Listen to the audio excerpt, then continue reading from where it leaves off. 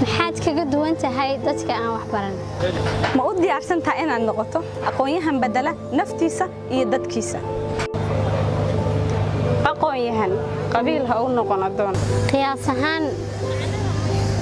dhalinyarada Soomaaliyeed waxay guud ahaan bulshada qaybaheeda kale ka yihiin 75% badankood dhalinyaradaasi waa dhalinyaro wax baratay waxbarashada noocyadeeda kala duwan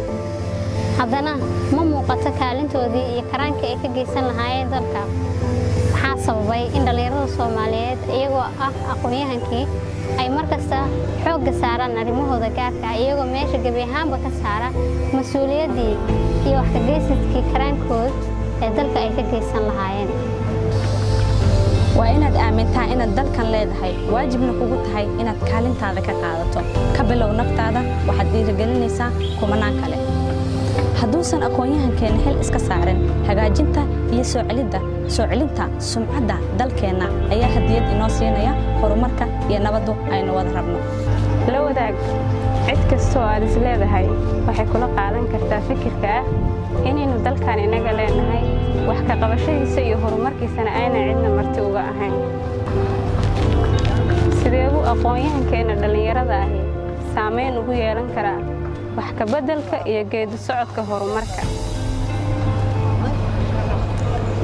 waxaan wada ognahay aqoon-yahanku inuu yahay lafdhabarta buuxda iyo indhaha ay bulsho waliba leedahay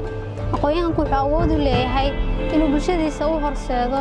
noqdo tusaale qurux badan isagoo uga faa'iideynaya cilmigii uu lahaa bulshadiisana uu dib ugu celiyo aqoon-yahanku wuxuu bulshada ku baraarujin karaa inay noqdaan dad wada jir ah dad midnimada iyo wada noolaanshuhu ay ku weyn tahay iyadaasna ay maaragtay wax badan oo noloshooda ay ku maareyn karaan lana noolaan karaan bulshooyinka dunida ku nool oo kale ka fogow oo ka faham inaad qabiil wax ku taageerto qabiilna aad wax ku nacdo ku salee aragtidaada xorta ah inaad ku eegto maxaa dalka iyo dadkaba ku faa'iidayaan horumarna inoo horseedi kara